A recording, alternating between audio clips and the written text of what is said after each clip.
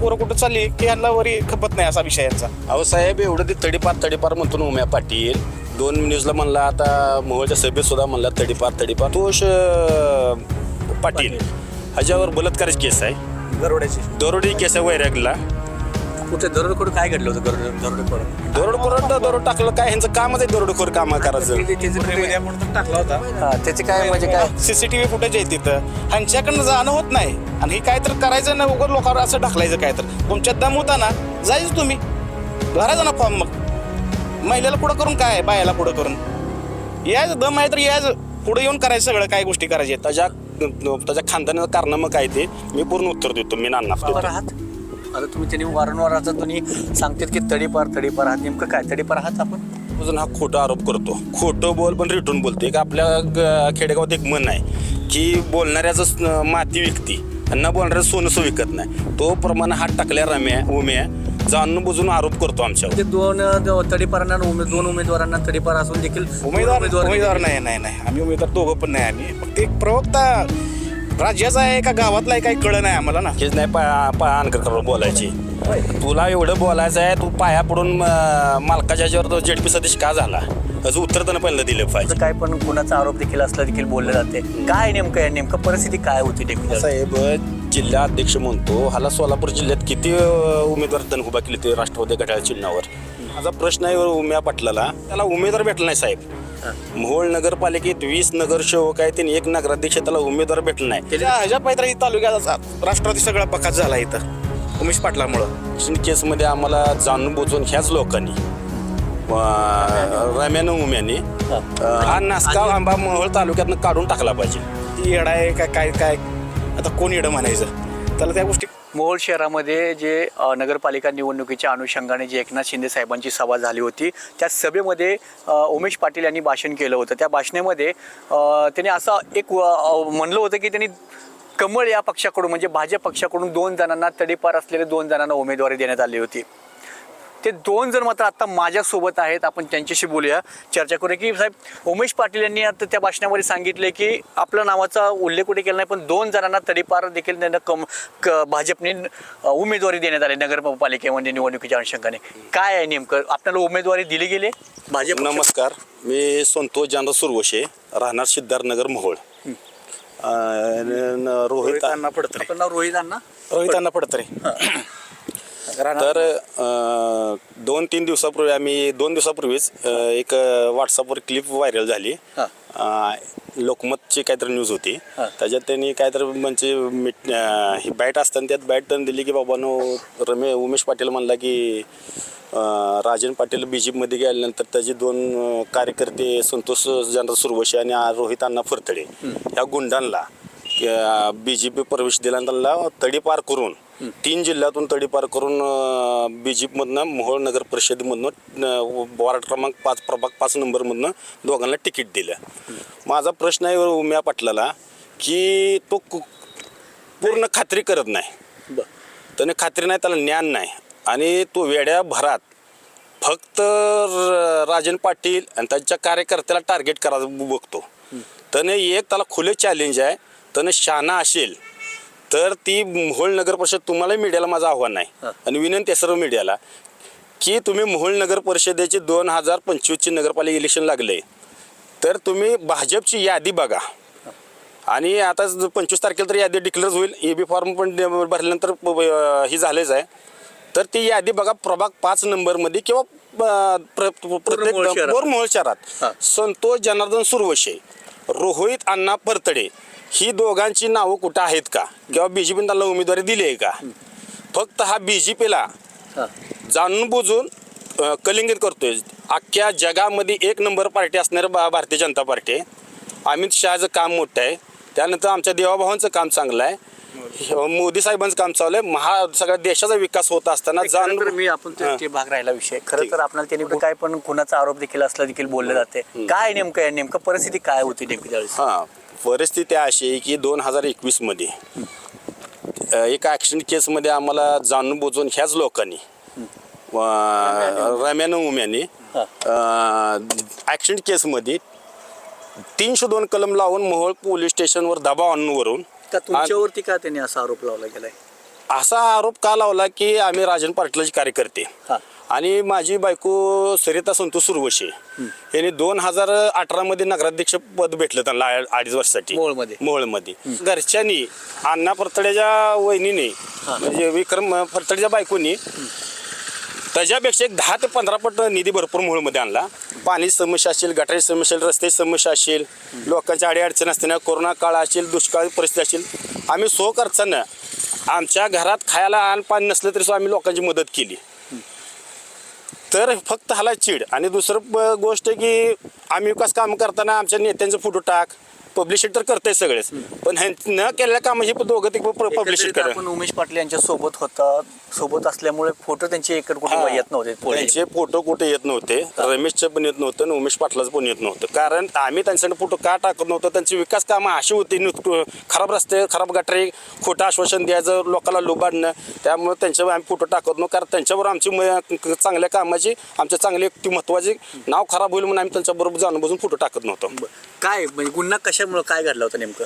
गुन्हा हे ऍक्सिडेंट केसमध्ये आणि त्या सगळ्याबरोबर आमचं चांगलं संबंध होतं. फक्त आम्ही प्रगती करलो.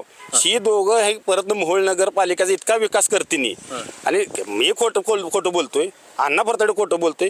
तुम्ही मोहोळमध्ये जावा प्रत्येक भागात. संतोष सुरवशेच्या पत्नीनं किती विकास केला, फरतड्याच्या मनीषा फरतडे किती विकास केला किंवा आमच्या पूर्ण टीमने किती विकास केला विचारा. त्यांनी तर निकोटे बोलली तर मी कबूल आहे तुमच्या प्रत्येक गोष्टीला. मग हे दबावपोटी आपलं नाव ओळखलं गेलं असं वाटतं? दबापोटी 100%. मग त्यावेळेस आपण कुठं न्याय मागायला गेलो नव्हतं म्हणजे त्यावेळेस तुम्ही घटना घडली त्यावेळेस कुठे होता आपण? घटना घडली तर मोहोळमध्येच होतो आम्ही आमच्या घरी. घटना आहे ना जेव्हा घडली हां तेव्हा आम्ही दवाखान्यातच गेलतो. त्या आमचे मित्रच होते ते. गुन्हा दुसऱ्या दिवशी दाखल केला आहे नी बरं 23 तासांनी. सगळं षडयंत्र असून यांनी केलेलं आहे यांनी, रम्याने आणि उम्याने. त्यानंतर मग काय मग अटक झालो आम्ही. जे कोर्टाचे प्रोसिजर केली आणि जामिनावर आम्ही बाहेर आलो. आता तुम्ही तडीपार आहात?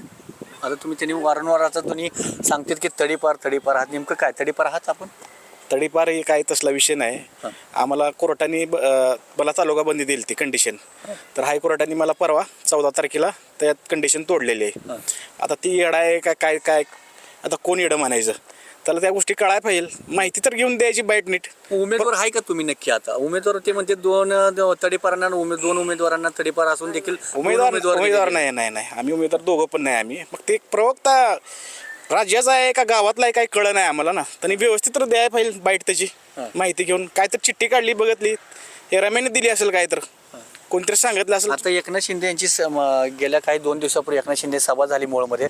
त्या सभेत देखील त्यांनी असं सांगितलं की 2 तडीपारांना उमेदवारी देण्यात आली. ते एकनाथ भाईचं पण गैरसमज केला ना त्यांनी. व्यवस्थित माहिती घेऊन तर द्यायला पाहिजे. सगळं व्यवस्थित माहिती तर घेऊन द्या ना तुम्ही. इथं SP ला विचारा. आम्ही कोर्टाचा आदेश मी दाखवतो ना तुम्हाला मी देतो त्याचं व्हॉट्सअपला देतो. दाखवा. एकंदरीत आता काय तुमचं म्हणणं आहे एकंदरीत पाहता? एकंदर म्हणते की जाणून बुजून हा खोटा आरोप करतो. खोटं बोल पण रिटून बोलतो. एक आपल्या खेडेगावात एक म्हण आहे की बोलणाऱ्याचं माती विकती आणि न बोलणाऱ्याचं सोनं विकत नाही. तो प्रमाणे हात टाकल्या उम्या जाणून बुजून आरोप करतो आमच्यावर. विषय काय आहे, आम्ही तर दोघं व्यक्तिशी आम्ही दोघं काही उमेदवार नाही. त्या प्रभागात मला तर एक महिला आणि पुरुष आहे, त्यामुळं आमचा तर संबंध येत नाही उभारण्याचा. म्हणजे तुमच्यावर एवढं का म्हणजे उमेश पाटील सातत्याने का टीका करतायत? सातत्याने टीका करते, त्याला पब्लिसिटी करायची आहे. पब्लिसिटी करायची, ह्यांना पंचावर पब्लिसिटी केल्याशी ही होणार नाही. त्यांना 100% माहीत आहे की ही मोहोळची सत्ता त्याच्या हातातून चालली आहे. सत्ता हातात चालली म्हणजे त्याला उमेदवार भेटला नाही साहेब. मोहोळ नगरपालिकेत 20 नगरसेवक आहेत, त्यांनी 1 नगराध्यक्ष त्याला उमेदवार भेटला नाही. त्यांचं असं म्हणणं आहे की राजन पाटील यांच्या विरोधक असलेले ते देखील माझं देखील नगरसेवक उभं केले नाहीत ह्यासाठी का राजन पाटील यांचा पाडाव करण्यासाठी. नाही त्याला उमेदवारच भेटले नाही ती पहिली गोष्ट. आणि विश्वास ठेवत नाहीत लोक. त्याच्यावर विश्वास कसा विश्वास ठेवायचा? आजपासून आणि आजपर्यंत आणि सगळं येड्यातच काढले ना. हाला ही करायचं माणसं का गेली नाही त्यांच्याकडे. आता प्रवक्ता एवढं मोठं जिल्हाध्यक्ष आहे, स्वतःच्या गावात उमेदवार भेटला नाही म्हणजे कसली त्यांची स्वतंत्र म्हणायची. हसायसारखं आहे ना. हे असंच खोटं काय पण सांगायचं. लोकांना पण माहीत आहे 1-2 तर भेटायला पाहिजे उमेदवार. मग त्यांची लायकी त्याच्यावरच कळती ना, गावातली म्हणा तालुक्यातली म्हणा. हे असा विषय सगळा. हा साहेब जिल्हा अध्यक्ष म्हणतो, हाला सोलापूर जिल्ह्यात किती उमेदवार त्यांनी उभा केले ते राष्ट्रवादी घड्याळ चिन्हावर. माझी पक्षांनाही विनंती आहे, पक्षप्रमुखालाही दादांनाही, की ह्याला पक्ष वाढवायला दिलाय का तुला सोलापूर जिल्ह्यातला पक्ष संपवायला गेलाय. आतापर्यंत सोलापूर जिल्ह्यातले कमीत कमी 4 ते 5 आमदार गेले ह्याच्यामुळं. आणि ह्याला पक्ष वाढवण्यासाठी दिलाय का पक्ष संपवायसाठी दिलाय. हा नासका आंबा मोहोळ तालुक्यातनं काढून टाकला पाहिजे. एवढं अजितदादा मग त्याला जिल्हाध्यक्ष पद दिलं ते अजितदादा एवढं का विश्वास ठेवतात? हे असंच गैरसमज त्यांना वरिष्ठाला माहिती चुकीच द्यायची. इथे ही चालतोय तिथे ती चालतंय. ग्राउंड लेवलला Ground माहित level- खरं सांगत नाही. ग्राउंड लेवलचं खालचं लोकलचं काय माहित नाही ना. असंच यायचं काहीतरी सांगायचं दादा हे असं आहे तसं आहे जायचं आणि कानात काहीतरी बोलायचं ह्याचं हे झालं तसं ते झालं. खरं सांगितलं पाहिजे ना. ह्याच्या पायत्र ही तालुक्याचा राष्ट्रवादी सगळा बकास झाला इथं उमेश पाटलामुळं. खरं तर आपण आता उमेश पाटील आपल्याला कळतात. नेमकं उमेश पाटील गाव देखील नरखेड देखील गाव का सोडणं गेलं तो नेमकं? 1980 ते 81 काळात प्रत्येक गावातला जुना माणसाला तुम्ही तिथं नरखेडमध्ये विचारा. सगळ्या तालुक्याला माहिती आहे की ह्याचा वडील आणि ह्याचं पूर्ण कुटुंब रात्री 11-12 वाजता का गाव सोडून गेलं. त्यालाच विचारा, गावाला विचारा, गाव सांगेल. नाही सांगितलं गावाला तर मी सांगतो, त्याचं उत्तर देतो आणि स्पष्ट देतो. त्याच्या खानदानाचं कारनामं काय ते मी पूर्ण उत्तर देतो. मी नानाफ देतो. त्याच्या विषयावर तो गुन्हेगार म्हणतो. तडीपार हा कोण आहे, ह्याच्या घरातलं कोण माहिती. ह्याच्यातला संतोष पाटील ह्याच्यावर बलात्काराची केस आहे. दरोडी केस आहे वैरागला. कुठे दरोडेखोर काय घडलं होतं? दरोड टाकलं काय, ह्यांचं कामच आहे दरोडेखोर काम करायचं. टाकला होता. त्याचे काय म्हणजे काय दाखल आहे का कुठे केस त्याच्या संदर्भात? दाखल आहे ती दाखल उल्लेख आहे का नावाने? मग उल्लेख आहे नावाने. 6 महिने जेलला होता. 6 महिने जेलला म्हणून होता समजलं आम्हाला. पण पाटलाच्या भावाचं इथं मोहोळमध्ये 76चा गुन्हा दाखल झाला होता. मग अशा यांच्याच गुन्हेगारीचं पेशाचा यांचा असं येड्यात काढायचं, लोकांना आश्वासन द्यायची आणि असे बलात्कार म्हणा, दरोडे म्हणा. आणि ह्यांनी काय आमचं सांगतात. आणि उमेश पाटलाचं गायरान जमीन आहे नरखेडमध्ये 28 एकर. त्याच्यावर त्याचे 5 एकर त्यांनी स्ट्रॉबेरी लावली. म्हणून आम्हाला पण आताच कळायला आलं. गायरान जमिनीवर म्हणजे अजितदादांनी कुठंतरी ह्याची दखल घेतली पाहिजे. एकर आहे त्यावर 5 एकर त्यानं गायरान 28 एकर गायरान जमीन आहे. त्यानं ती बळकावली. त्याच्यातले 5 एकरावर स्ट्रॉबेरी लावली. ते आम्हाला 2-3 दिवसापूर्वी आम्हाला माहिती मिळली. आणि तुम्हाला वाटत असेल तर ती जमीन पण दाखवतो आम्ही, स्ट्रॉबेरी पण दाखवतो. दादाने ह्याची दखल घेतली पाहिजे कुठं तर असं पाठीशी घालू नका ना. उमेश पाटील हे सातत्याने राजन पाटील यांच्यावरती टीका केली आहे. टीका हुकुमशी आहे, हे आहे, ते सातत्याने बोलतात. त्यांची लायकी ते लायकीच नाही अनकर बोलायची. तुला एवढं बोलायचं आहे, तू पाया पडून मालकाच्या ह्याच्यावर जेडपी सदस्य का झाला ह्याचं उत्तर त्यानं पहिलं दिलं पाहिजे. आरोपी 900 आरोपी आहे आम्ही. एका खोट्या ऍक्सिडेंट केसमध्ये आम्हाला 302 कलम लावलो आहेत. त्याच्यातनं आमचा न्यायदेवतेवर विश्वास आहे. आणि ही घटना बाबासाहेब आंबेडकर ना, ते बाबासाहेब आंबेडकर आमचे बाप आहेत. तुम्ही शिकवाच नाही आम्हाला. तुम्हाला दाखवा असेल तर इथनं पुढे तुम्ही बोला, भीमटोला आम्हाला तुम्हाला दाखवतो. पुढे चालला का ह्यांना उमेश पाटीलला, रम्या बारसकरला कोण दलिताचं असं पुढे चालला बौद्धाचं, ह्यांना खपत नाही बघवत नाही म्हणून सगळ्याला असं संपवलं. कुठं चालली की ह्यांना वरी खपत नाही असा विषय यांचा. अहो साहेब, एवढं ते तडीपार म्हणतो ना उम्या पाटील.